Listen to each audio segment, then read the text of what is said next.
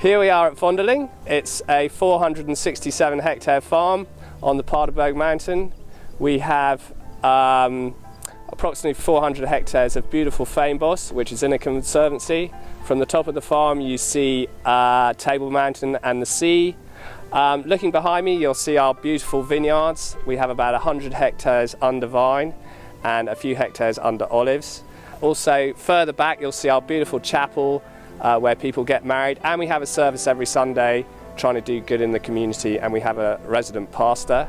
Lovely tasting rooms next to the chapel, and then on this side we have the most beautiful guest house where you can come and stay.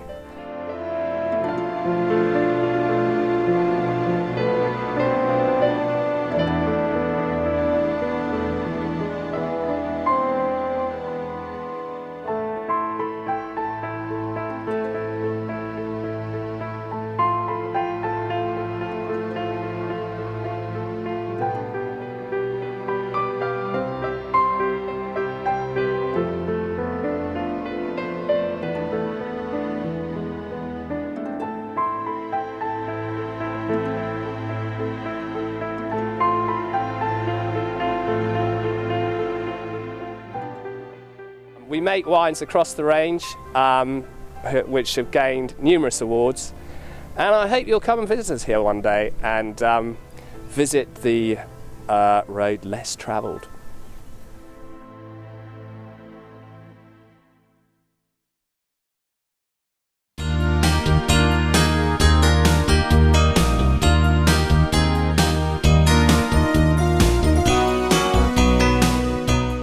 The Afrikaans Language Museum portrays the birth and the continuing existence of the Afrikaans language. This house was built approximately in 1860 in the late Georgian style by Gideon Malherbe, and he was the co-founder of the Association of True Afrikaners, which was established in this house on the 14th of August 1875. Now, the purpose of the Association of True Afrikaners was to establish Afrikaans as a formal written language. And exactly 100 years later, on the 14th of August 1975, the museum opened their doors to the public. The museum is home to the printing press where the first Afrikaans newspaper in the world was printed on. The ground floor of our museum was restored to approximately 1875 to give the visitor a glimpse of how the lifestyle was back in 1875. Our first floor, there is an interactive multilingual visual and audiovisual exhibition which portrays the diversity and the development of Afrikaans today. Anyone who is interested in language and heritage are more than welcome to visit this unique museum to learn more about Afrikaans.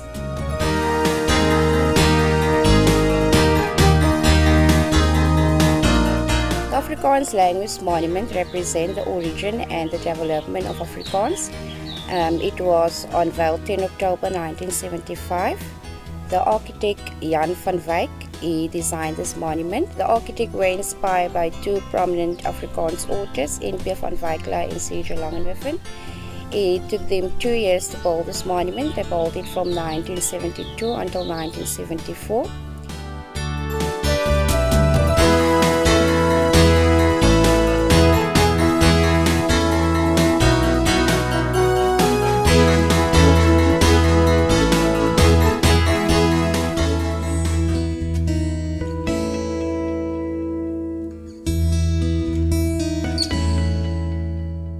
The Roche Hotel is a heritage monument, so it will be interesting for the kids to come here, interesting for them to play around. We are the perfect venue for the summer months. We have 2 pools on the property, so mom and dad can lie next to the pool, enjoy a cocktail at the bar, and the kids can swim in the pool. We also have wonderful gardens. We have the entire vineyard. You can go run around in the vineyard, you can run around in the vines.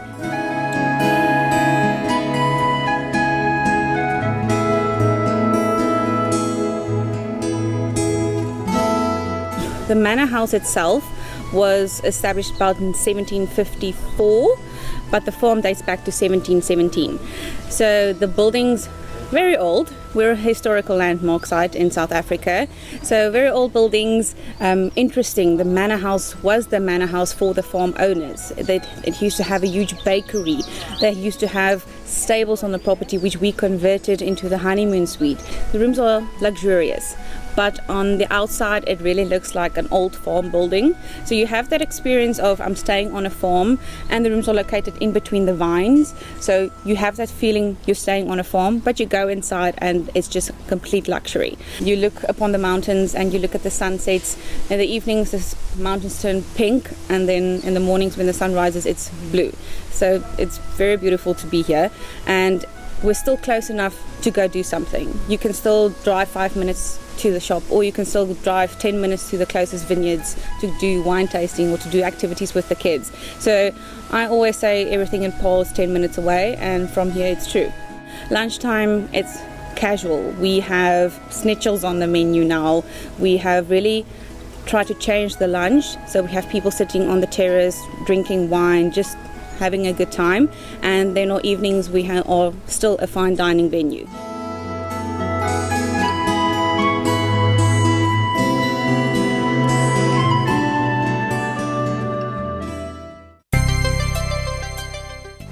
We have the most preserved historical buildings of the 18th century in Paarl, and there are also buildings from the 17th century and of course from the 19th century. This is one of the main reasons why we started the historical trail in Paarl's main street. We have a full color brochure of the buildings available at the Tourist Information Office. We highlight 34 of the most preserved buildings in the main street, and that is only a few of the many. The Strooidak Church is a well-known Paarl historical building. It was built in the Cape Dutch style. They also call it the vernacular style because it is a building style passed on from one craftsman to the other. It was built in 1830. The oude woning here at the tourism office was also built in the Cape Dutch and vernacular style.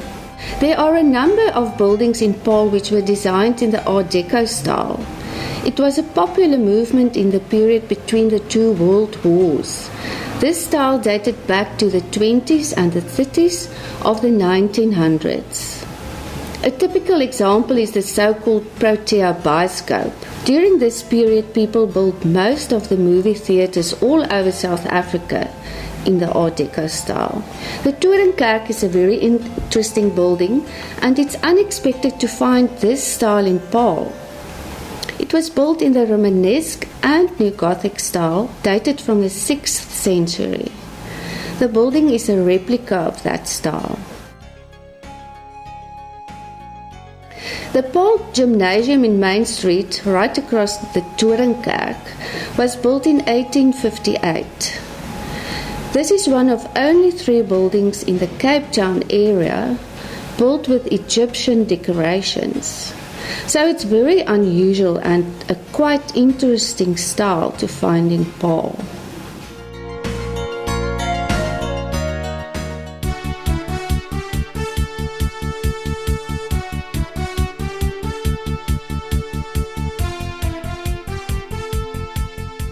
The company was started literally 75 years ago with a handful of farm families from the Paarl area and in this region who came together to do something together because their belief was in working together, and by working together you can do things better. And that ethos has stayed with us throughout the years, and it's very much part of the fibre of the company. So we believe that we shouldn't stand alone. We collaborate with the industry, we collaborate with growers, and that results in an amazing product that we can bring to the table to the consumer, both in the wines that we make as well as the experiences that we have here on our doorstep.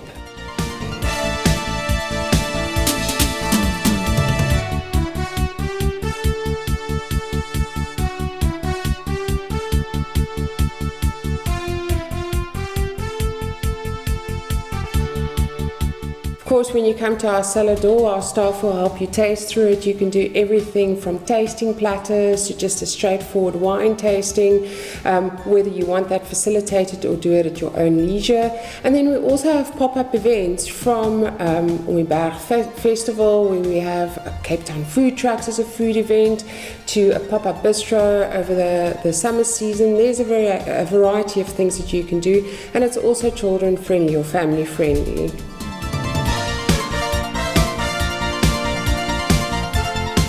We have a lot of exciting events coming up, whether it's summer or winter. During the summer we have wonderful outdoor events, lovely for the family, some of them in the early evening, which is quite nice. And then also in the winter we have very, very niche events in our underground cellar for when the weather is cold and you can't spend time outside.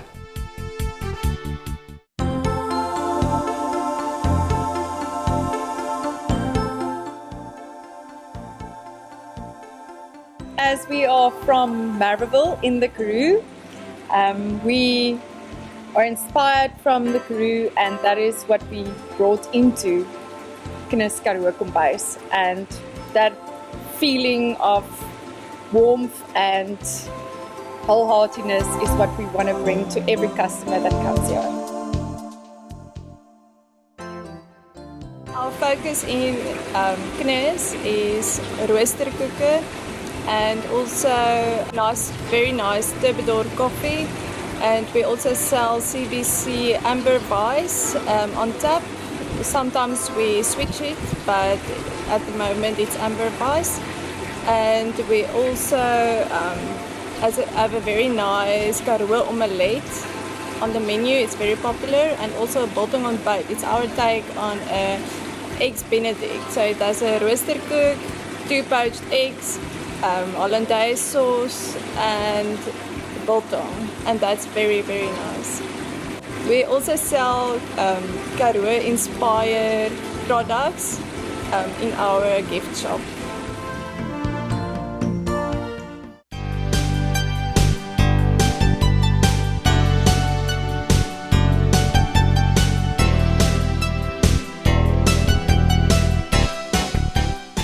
Started with porcupine quills and feathers and goonie skins from the farm that I started selling, and things progressed from there. That's also where the name comes from, Inkanda. It's actually a Xhosa word meaning porcupine. And so as I progressed into skins and leather, selling of leather, people asked me, don't you know of anybody that can make the furniture? And I said, yes, we can do the furniture. And then we started making furniture, and it's 13, 14 years later, and now Inkanda is most well known for its furniture, but there are still a few skins drifting around in the shop as well. Very ironic. People think when you walk into a shop in South Africa and you see furniture that it would be locally produced, but the fact of the matter is that actually very little upmarket furniture in South Africa at the moment gets produced in South Africa anymore. There are a number of reasons for that. We have skill shortages, we have huge competition from the East in terms of labor costs, etc. And just in general, it is hard to manufacture. It is complicated in South African environment. To be able to get your hands on all the aspects of manufacturing as well as the retail part, it's not easy. What makes Inkanda different from the other upmarket shops is we're basically the only one in South Africa at the moment that really does all the manufacturing inside the country. And it is definitely a big challenge, but it is so much more rewarding, and it gives us certain advantages that other shops don't have.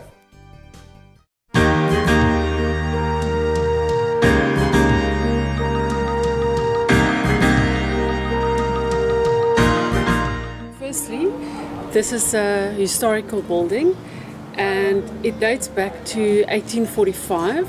As you can see, we are sitting in this beautiful environment. It's actually a farm, and with a backdrop of Paarl Rock behind us. And over the years it was used for tractors as a pack shed for the grapes, and then we had this dream of changing it into a lifestyle centre with a couple of retail shops and restaurants. And this is where it all began, with a very big dream. And many, many years later, we finally opened Freighter Square. Our main tenant at the building is Primi Piatti. They offer Italian fare, as in pizzas and pastas, and they also focus on families. They have an indoor area for children as well as a beautiful outdoor area where kids can safely play. Our second offering as far as restaurants is Melis's. Here you will find the best breakfast in town, lunch, a massive deli offering loads of gifts, fresh flowers, artisan bread, and a lot more. In the rest of the building, we also offer a lot of retail stores, of which one is Wild Orchid, a Parisian clothing boutique. We have a crystal shop selling crystal glasses and chandeliers. Then we also have a new shop called Ellie. They have organic skincare for ladies and gents and also for babies.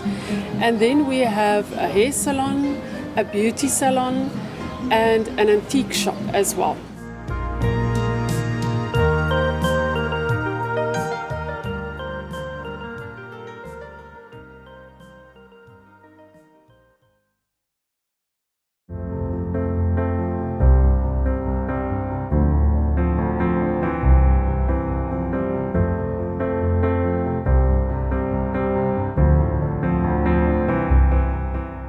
Melis Vineyard is situated just outside Paarl, in the Klein-Drakenstein region of the Paarl Valley. It's slightly elevated above the town, which makes it a couple of degrees cooler than Paarl. We're quite well known for our white pinotage. That's something that's made us famous over the last 10 years. The original farm is Dekker's Vlei. That's a farm that went back to 1693. So the area clearly has a lot of history. A lot of the farms are very old and settled by Huguenot settlers back in the 17th century. We're well known for being the home of the white pinotage. We produced the first white pinotage in 2007. That's the first in the world. But we have other aspects to the premises as well, including a very bizarre cemetery of forgotten wines. It's housed in our underground cellar and provides an insight into rare and old wine labels and bottles of wine dating right back to the 1940s. A lot of people like to come to visit the cemetery and try and find their birth year, for example. So it's not just about tasting of food. There is another interactive side to what we have to offer. If you were to come and visit Melis Vineyards, and we're open 7 days a week, you would find a very passionate and personal welcome. We're a small team, but we all get involved with aspects of the business and including the winemaking. And as a result, we're quite knowledgeable about the wines we like to present to the public. So your visit to the farm will be very personal and very enjoyable in this respect.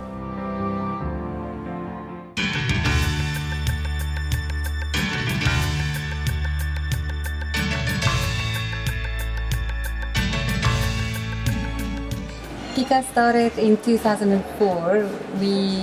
I had this dream of introducing Proteus, our beautiful local flowers, to the public because my parents had a Protea farm. And I was working a bit with them, playing around, selling to florists and realizing that the locals don't actually understand Proteus the way you see it as it grows in the mountain. And I wanted to create a space where we draw people in for some other reason, like for instance the food that we had in mind, but then just bombarding them with Protea images everywhere. So there came this amazing opportunity where they renovated the Laborie Centre opposite Laborie Wine Farm. There's a Woolies food store, a Clicks, quite a few other beautiful small shops, and we were fortunate enough to get the opportunity to start another Kika 2 kilometers from this one, but servicing completely another crowd. we cooked up this balsamic vinegar and drizzled it on the plates, and people liked it, and they started asking whether they could buy it, and we eventually bottled it for them, and slowly the business grew from there. So Kika was actually the starting ground for AB products to develop, and we do quite a few different products now that we sell in the retail market across the country. In Kika itself, I mean, it's quite a flamboyant, eclectic little store with everything here is handmade. You know, I built the cabinets myself, and we plowed in a lot of time and effort in setting it up. And our food is we try to have honest food. You know, we don't want to be pretentious. It's not gourmet food, but it's food made well with love. We're slowly looking at moving towards making healthier and healthier food as well, with less sugar. We cater for the low carb, banting sort of crowd. But we also do cater for the people that still want to spoil themselves and have something decadent to eat every now and again.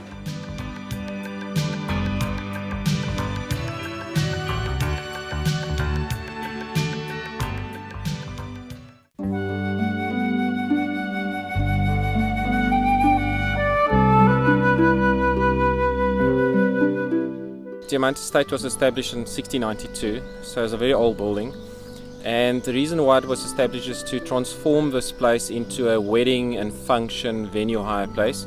So mostly our Diamante Estate is for weddings and function, birthdays and much more, even for conferences facilities as well. So the accommodation we offer is we've got the Manor House and we've got the Pioneer House. We can host 24 people, which is 16 people from a Pioneer House and 8 people at the Manor House. The Manor House is a little bit more Cape Dutch style. It's more exclusive. It's got bigger bathrooms, underfloor heating, air cons. It's just more luxurious. Where you've got the Pioneer House, which sleeps 16 people, ensuite bathrooms, and stunning views for both of them. It's unique for factors. This place is located near Paarl. It's on the wineland areas. You've got Spice Route, you've got Fairview Farms next to you, you've got a Bel Air, which is a function and higher place as well. And it's just the scenery, and we're located ideally for people for functions and weddings and parties and conference facilities. It's just the scenery, and where we're located is perfect for everyone to come visit. The chapel is like in the 1700s. It's built in the 1700s. And the fact is it's old and it's historic behind the story, and as nothing has been changed, we can seat up to 100 people on wooden pews. And the fact is, on the chapel side you can then have your weddings, and you can move forward to the main venue where you can have your party and your dinner parties and stuff like that on the other side. Well, the first thing on the mind is just, wow, I want to get married here. And the second thing is, well, we enjoyed it and we loved it, and we'll always come back and recommend people to come. That's the experience we create for people. When they rock up here, I also always say, listen, it's stunning. We're not going to look any further. This is the place we wanted. This is the place we're going to take, and this is the place we're going to use. So this is the experience we want to create for them, and that's what we want to create when people leave, to refer them to other people and say, listen, go to Diamante Estate. That's the first place you have to go. It's just because of the views, how the staff is, how the building is historic, it's old, it's renovated, it's nothing over the top, but it's just they kept the actual 1600s, 1700s view and the look in it.